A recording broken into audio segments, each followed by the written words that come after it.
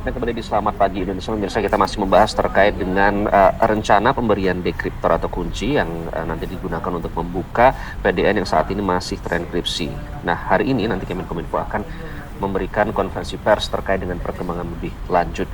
Pak Ono, Yes. ada pernyataan dari Menko Polhukam yang menyatakan soal backup data itu nanti akan dipersiapkan. Nah, seperti kalau yang dari informasi yang saya terima, ada perbedaan antara cold site dengan hot site. Nah, hot site ini nanti memang lebih digunakan untuk menghadapi situasi kritis. Artinya data itu langsung terbackup secara real time meskipun dengan biaya yang lebih mahal. Nah, soal backup data vital negara kita sendiri ini bagaimana sih Pak Ono? Apakah selama ini memang terbatas atau malah jangan-jangan tidak ada sistem backup data secara otomatis secara berkala itu? Waduh, ini boleh ngomong jujur nggak ya? Jujur dong Pak Ono. Serem soalnya Sama nih. suhunya 10 tahun itu. Ini kalau ngomong terus terang ya, saya berapa kali ke teman-teman di kementerian lembaga, daerah, segala macam. Isunya adalah anggaran sih sebenarnya. Jadi kalau waktu itu, nggak usah sebutin lah kemananya ya. Jadi waktu itu suatu hari saya ke salah satu kementerian, bukan kementerian lembaga kebetulan, ke salah satu di levelnya provinsi. Pak, ada backup data nggak? Waduh Pak Ono, kita nggak ada anggaran nih. Ada anggarannya buat pengadaan server aja. Jadi itu masalah besarnya sih. Jadi memang anggarannya tidak dialokasikan. Jadi bayangkan anggarannya tuh, ini misalnya kita punya server harga 100, harga A ya. Untuk backup data kan nggak boleh cuman sama dia. Kita perlu 2-3 biji A tadi.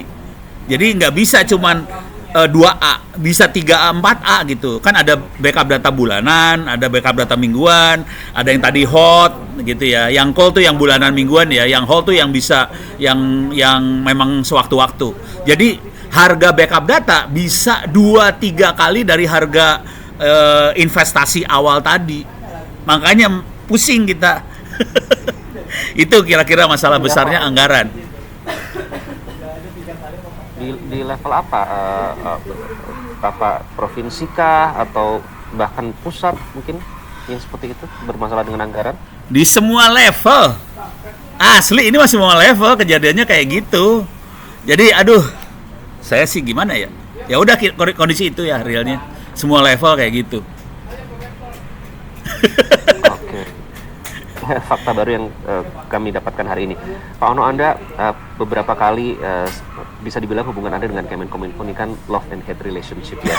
Istilahnya tuh Anda juga sering memberikan seminar kepada teman-teman baik itu dari mungkin lembaga terkait atau BSSN terkait dengan keamanan siber. Artinya spesifik. Ini bukan hanya baru-baru ini saja. Sudah lama Anda juga berkeliling ke beberapa negara untuk memberikan seminar soal keamanan siber ini. Ada pernyataan dari Menkominfo yang menyatakan bahwa kalau serangan ini bukan hanya terjadi di Indonesia, bahkan negara maju seperti Singapura dan Amerika Serikat pun mengalami serangan seperti ini. Nah, jika ada bandingkan penanganannya seperti apa Pak kalau memang kita mengklaim bahwa serangan seperti ini bukan hanya di Indonesia kok, di negara maju pun terjadi. Penanganannya seperti apa jika ada bandingkan? Di Indonesia juga penanganannya juga jadi sama sih, penanganannya kita bisa abaikan si hacker bisa. Itu kalau kita punya backup data, punya prosedur yang baik, itu hacker nyerang kayak gimana aman sih sebenarnya. Nah, yang beberapa teman juga di Indonesia juga ada yang kena akhirnya bayar tapi nggak dimasukin ke media, jadi nggak kelihatan sama media. Akibatnya data di restore aman lagi. Cuman yang perlu dicatat gini kira-kira, untuk restore mengembalikan data tidak semudah ngomongnya. Kalau datanya kecil sih cepat ya, kalau kena bisa restore cepat. Bayangkan kalau di BUMN atau di kementerian lembaga datanya itu bukan megabyte, bukan kilobyte, bukan gigabyte, datanya di atas terabyte. Beberapa dari mereka datanya petabyte. Itu waktu merestore butuh waktu bulanan loh, itu hati-hati. Jadi nggak segampang ngomong sih sebenarnya merestore data tadi. Nah, tadi di luar negeri, di Indonesia ya sama kira-kira. Tapi kebetulan mereka mungkin SDM-nya oke, bagus. Jadi prosesnya lebih cepat. Minta maaf teman-teman di kementerian lembaga. Banyak kementerian lembaga yang seringkali orang IT-nya outsource. Jadi bukan orang dalam. Sebagian itu mereka lebih banyak urusannya anggaran aja. Ini yang masalah besar juga. Jadi kalau bisa memang harus ada orang-orang IT yang di dalam internal, yang internal banget ya, supaya bisa ngoperasin secara profesional. Nah ini kita juga harus ngerubah proses pola rekrutmen si ASN-nya juga, supaya kita punya orang yang baik internal di dunia IT, bukan cuman bisa bikin anggaran. Aduh, nangis sih kalau udah ngeliat kayak gitu tuh saya. Bukan hanya teori tapi juga dalam hal praktek Betul. ya, Pak Ono. Betul. Soal backup, tadi Anda menyatakan kalau kita bisa mengabaikan hacker kalau misalnya tidak ada, kalau misalnya backup itu beres. Nah kemarin kita dengar sendiri Pak, ada pernyataan yang menyatakan bahwa data yang bisa diselamatkan ini hanya 2%. Iya. Kita agak kaget hanya 2%. Nah itu artinya apa Pak, pernyataan itu yang terjadi dengan data sisanya dan data yang bisa diselamatkan? Jadi kira-kira gini, kondisi kenyataannya data kita itu ya tadi yang di awal-awal sebelum hackernya bilang ngasiki, kita punya kecenderungan ya diikhlaskan saja. Nah sebenarnya kondisinya parah sih sebenarnya. Jadi kira-kira gini, karena hanya bisa 2% hanya yang di backup hanya yang ada backupnya hanya 2%. Sisanya 98% tidak ada backupnya. Kalaupun di restore sebenarnya kita akan butuh waktu buat restore. Konsekuensinya, dan yang lebih parah adalah si hackernya hari ini sebetulnya punya copy data itu semua. Nah, bayangkan dia punya kopinya, dia bisa jadi siapa saja di Republik Indonesia yang ini kebetulan imigrasi ya. Jadi dia punya data imigrasi setiap orang Indonesia, data paspor setiap orang Indonesia. Artinya dia bisa jadi orang Indonesia di luar negeri. Dia bisa jadi siapa aja dari Indonesia di luar negeri. Dia bisa bikin paspor palsu ibaratnya. Ini akan lebih parah lagi. Saya belum dengar sih. Mudah-mudahan tidak terjadi. Kalau sampai data-data KTP kita juga jebol, artinya semua orang bisa jadi semua orang. Si hacker bisa jadi semua orang. Dia bisa melakukan pinjaman online, pinjol. Dia bisa pesan barang, pakai identitas orang lain. Yang bayar orang lain. Itu kan jadi ngeri banget. Jadi tadi yang 2%, itu yang 98% jadi fatal banget sebetulnya. Gitu. Karena orang bisa jadi orang lain udah. Dan kita nggak bisa cek kebenarannya dari data itu. Kan Pak Ono, karena kita harus jeda terlebih dahulu, nanti kita akan bahas lebih lanjut soal ini, namun kami harus jeda sesaat lagi. Tetaplah di Selamat Pagi Indonesia. Masih lanjut. Lanjut.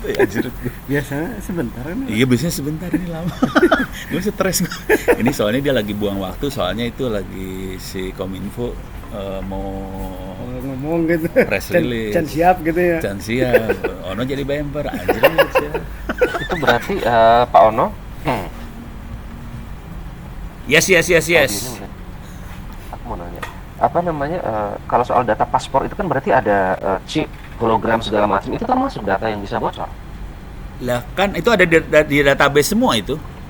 Kalau enggak misalnya ada hologram, gimana caranya si imigrasi luar negeri buat ngecek? Jadi kan dia harus bandingin antara hologram yang ada di password dengan database-nya imigrasi. Kalau enggak dia nggak bisa ngecek kan. Jadi datanya itu memang betul-betul harus ada ininya semua. Harus ada kopinya di database. Dan mereka punya datanya. Itu bisa bikin paspor di luar plus chip-chipnya itu ya. Iya. Itu orang kan nggak pernah kebayang bahwa bisa kayak gitu. Saya sih udah ngeri. Dystopian future ya Pak, in the IT world. Ya kalau nggak hati-hati ya kayak gini jadinya dah. Anggap remeh. Stres. Udah dibilangin ya Pak Ono ya, sampai waktu itu Pak Ono bilang nggak mau menjejakkan kaki lagi. Ya gitulah. Sabar.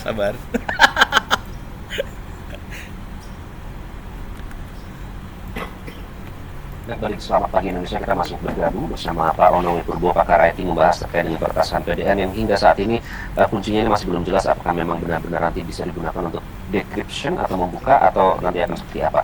Pak Ono, soal data pribadi yang bocor ini, kita tentunya tidak ingin ini dinormalisasi ya, karena ini kan bukan yang pertama kali terjadi, sudah beberapa kali terjadi. Tapi saya khawatirnya ini awareness soal ini hanya dipahami oleh segmen tertentu saja. Ya. Padahal dampaknya besar dan berbahaya.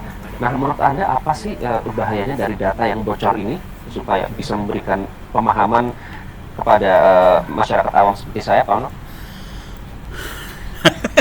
Oke, kita ngomong blak-blakan ya, tapi ini ngomongnya kasar banget sih, sebenarnya tidak baik.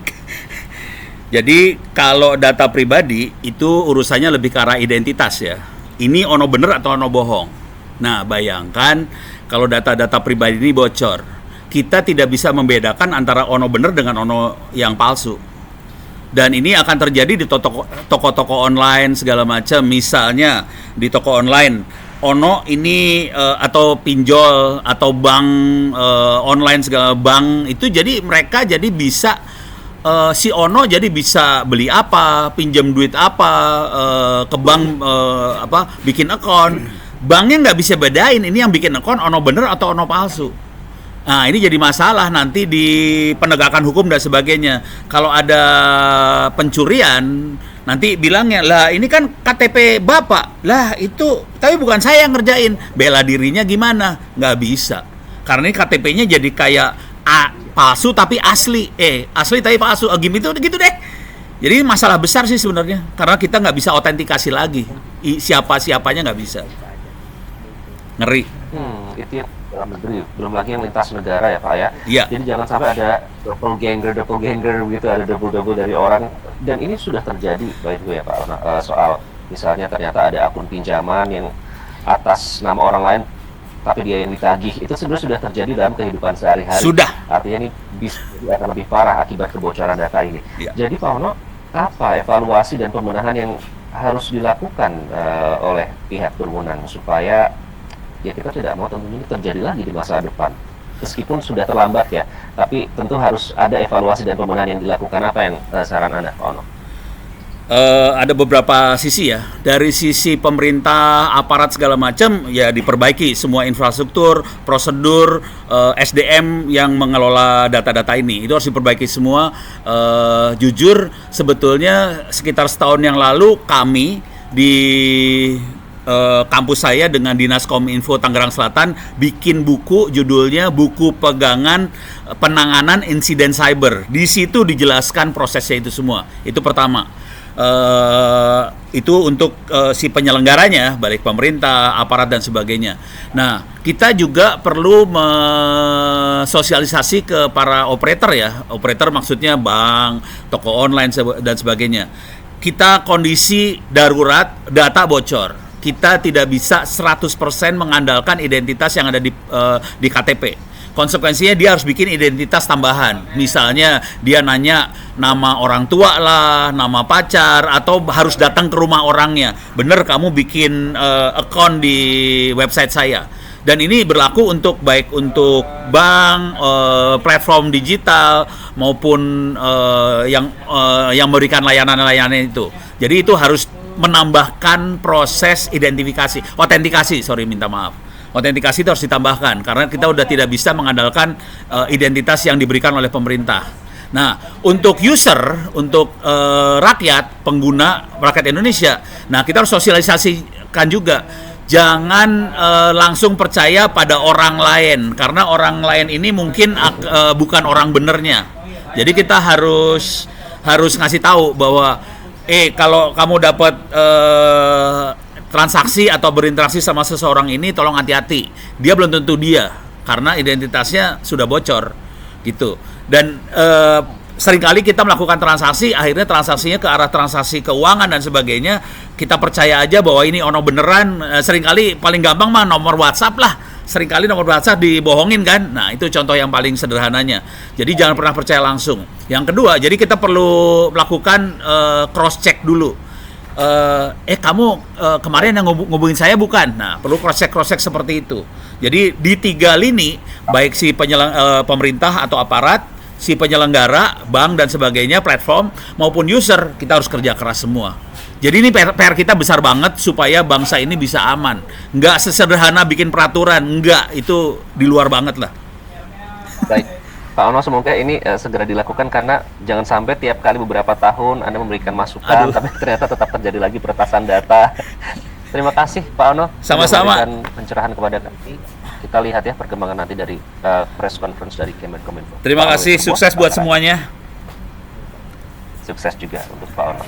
Dan itu tadi pemirsa mengakhiri perjumpaan kita dalam Selamat Pagi Indonesia kali ini mewakili rekan Valencia Malvinsi dan seluruh kerabat kerja yang bertugas. Saya Iqbal Himawan mengucapkan terima kasih. Selalu jaga.